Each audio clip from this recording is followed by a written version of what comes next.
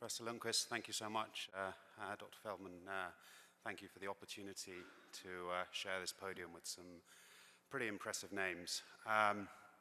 You've heard from an Irishman who's moved to North America. You're now going to hear from an Englishman who's moved to North America, and part of my practice is in bariatric surgery.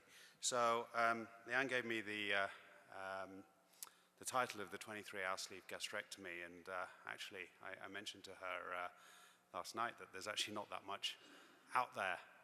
So I'm going to broaden my talk in terms of enhanced recovery protocols in bariatric surgery, if you don't mind. So essentially, bariatric surgery we know has been around for some time now, and in my opinion is probably doing a lot of the stuff that is enhanced recovery, but maybe not explicitly calling it enhanced recovery. And in order to investigate this, about 6 months ago, I had one of my research fellows work on doing a systematic review on enhanced recovery protocols in bariatric surgery. So I'm just going to share with you some of that data that we've just acquired.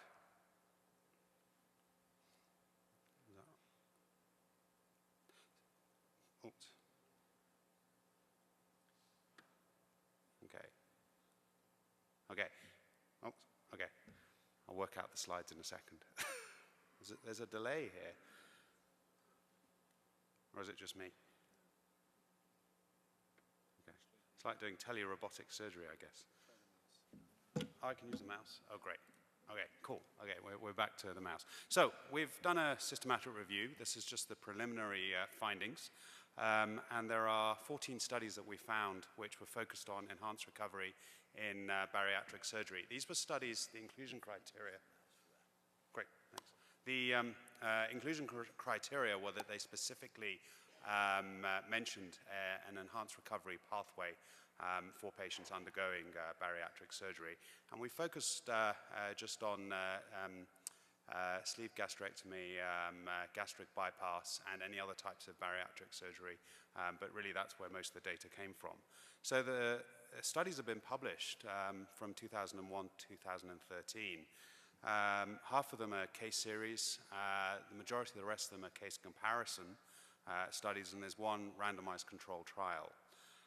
There are over 8,000 patients when you pool all the data together, of which almost 7,700 are pathway patients, and as I've mentioned, some of them were case comparison or one randomized control trial, and just over 500 patients were control patients.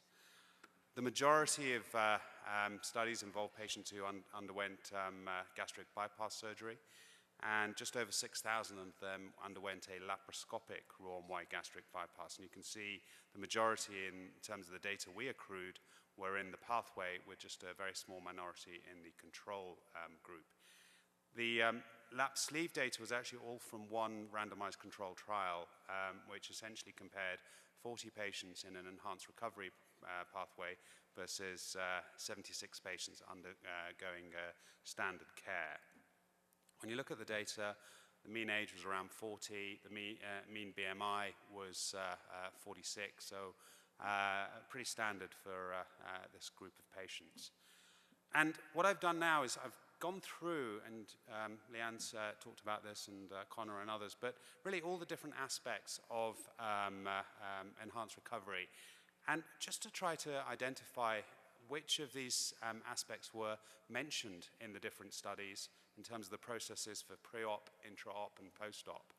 And so when we go down this list, we see patient education, something that we may think is fairly straightforward, but it was only mentioned in half the studies that we looked at.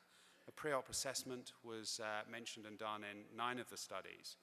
Surprisingly, the date of admission, when it was only mentioned in 4 studies, there were 3 studies that actually admitted their patients for bariatric surgery the day before surgery, and the other was admitted day of surgery, which seems pretty old-fashioned now. In terms of weight reduction, 3 studies mentioned that it was encouraged, and only 1 study said that it was mandatory that they needed to lose 5 to 10% of their body weight before they underwent bariatric surgery. Again, Only 4 studies mentioned antithrombotic therapy in the pre-op period and antibiotic therapy in the pre and peri-op period. Obviously, something that Leanne's already talked about in terms of oral food intake, this was mentioned by 5 of the studies and was variable in terms of stopping the oral food intake from 8 hours to more than 24 hours before surgery. And in terms of fluids, again, those same 5 studies, it was variable whether it was stopped 4 hours before surgery or in some studies more than 24 hours before surgery. And these were the patients that were admitted the day before and actually were put on an intravenous fluid drip the day before surgery. So I think you agree, pretty old-fashioned in terms of what's going on here. In terms of the intraoperative phase, in terms of nasogastric tube usage, this was documented in 4 of the studies and specifically documented that it wasn't used in 3 of the studies. 2 studies documented extubation in the operating room. Only 2 studies documented doing a leak test, though I think probably a number of studies did do it but just not document it. And this was with methylene blue dye intraoperatively. And 3 of the studies didn't use a drain, whereas another 3 studies did use a drain. And then going to the post-operative phase, in terms of the oral intake, almost all the studies, 13, had a standardized diet regimen which progressed over time in the post-operative period. 11 studies focused on post-operative mobilization, which ranged from day of surgery to the day after. Catheter removal, if it was used, ranged from post-op day 0 to 3. Length of time in the PACU, as you can see, ranged from anywhere from 2 hours to 1 day. Epidurals were used in 3 studies. Antithrombotic therapy post-op was mentioned in half the studies. And then again, drain removal, if it was used, was left in for 2 or 3 days.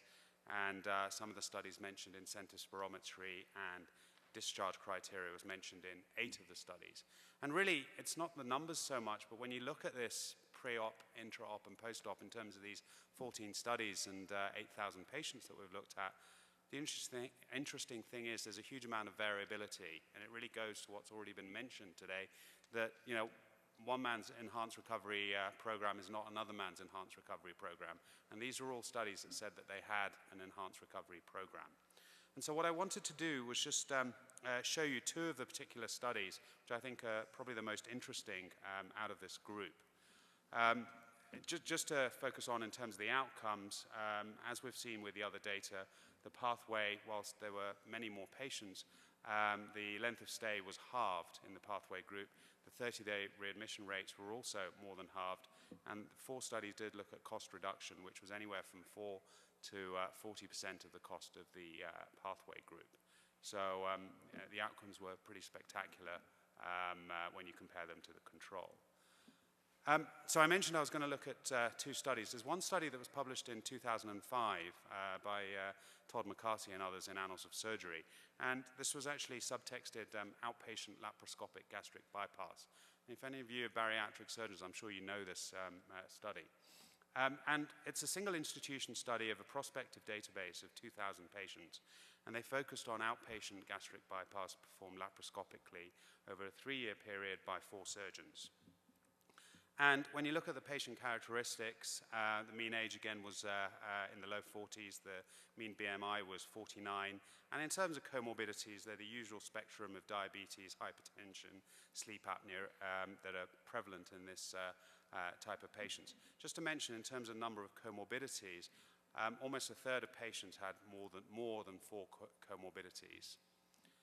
And when you look at the data, 84% of patients were discharged within 23 hours for gastric bypass. And the rest were either at 2 days or more than 2 days. Pretty spectacular considering this was also published almost 10 years ago. And the incidence of post-operative complications, very low. When you look at the complications, you know, less than 1% for many of these complications. Internal hernia still plagues us, it's 2.5% at more than 30 days. And what they also did was they performed a multivariate analysis of predictors of 23-hour discharge, which I think is very helpful. And what they found that if you had a male patient with a high BMI, if the surgeon was in their learning curve, that means had done less than 50 cases, the patient had more than 4 comorbidities, or the patient had had a steroid bolus, during surgery, then they were less likely to have a 23-hour discharge. And it's interesting, when this paper was actually presented, there was some discussion which was published with the paper. And the discussion from Henry Buchwald, one of the grandfathers of bariatric surgery, was, I don't know whether to congratulate you on a magnificent surgical feat or to condemn your study for endangering patients. Certainly discharging 84% of your patients for a total of 1669 patients in less than 24 hours after major bariatric surgery in a difficult patient population represents a surgical landmark. I wouldn't know how to respond to that, but Todd McCarthy had a great response. Thank you, Dr. Buchwald. I appreciate your comments and your condemnation. I take it as a compliment. So, you know, this is really I think, a landmark paper in this area, and what we can learn more from. Another piece of work that I'd like to focus on actually is about sleeve gastrectomy, which is what I was originally asked to speak about. This is a paper published last year from a group in New Zealand, and this is the only randomized control that we found in terms of enhanced recovery versus standard care for this operation, published in the British Journal. And they again looked at standard care versus their ERAS protocol before surgery, morning of, during surgery, after, and after discharge. And it's pretty standard in terms of everything that you've heard about today already. And I really love this graph that they've shown here. This is really all of the factors, and these are the percentage of patients in the ERAS or standard care that completed the different aspects of the protocol. And again, as Leanne's already mentioned, there are a number of factors in standard care that are already completed. Catheter out, no nasogastric tube, no drain, enoxaparin, early mobilization, and so forth. So it's not this kind of golden kind of thing that we say, oh, it's enhanced recovery or it isn't. I think it's a process, and it's about, you know, going through that process and adding more and more of these different factors. You can see the pre-op carbohydrate loading, even though it's part of the ERAS protocol, in this group of patients was really minimally used, for example. And again, something that I really like about this paper is they really defined their discharge criteria. And I think this is really wonderful, and you know, it's pretty much what most of us, certainly bariatric surgeons, would use, and what I would use, which makes sense. If the patients are doing all of these things that you can see here, then they're well and they're good to go home. So it really objectifies it in terms of, and makes it very easy for the whole team, including the residents, the nursing, the physiotherapy, and so forth, to really use this as a checkbox. And there was actually a recent paper on colorectal surgery where they had a focus group on deciding what are discharge criteria for laparoscopic colectomy, and I really, really like this. In terms of their outcomes, they're very similar to others. So their ERAS protocol, the length of total hospital stay was a median of 1. Their complications didn't change in terms of major complications, minor complications, and so forth. And also they looked at cost. The cost was minimally reduced compared the ERAS to standard care. They also compared this to a historical cohort that had had their surgery some years before. And so there was a slight reduction in cost as well. And again, in terms of their discussion, they mentioned that patients having sleeve gastrectomy within an ERAS protocol had a significant reduction in post-op length of stay compared with those not treated. And the reduction, importantly, did not come with increased post-operative morbidity, and there were some cost savings again. So really exemplifying the aspect of enhanced recovery in this operation. And so my take-home points really in terms of ERAS or ERPs in bariatric surgery is, one is patient education is critical in this group.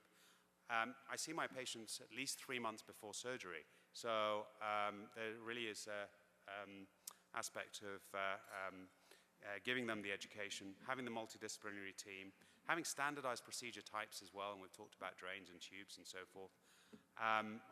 The long-term follow-up strategies, and importantly measuring these outcomes, really relating to putting the process into an outcome metric. So thank you so much for your attention. Thank you. Please stay up.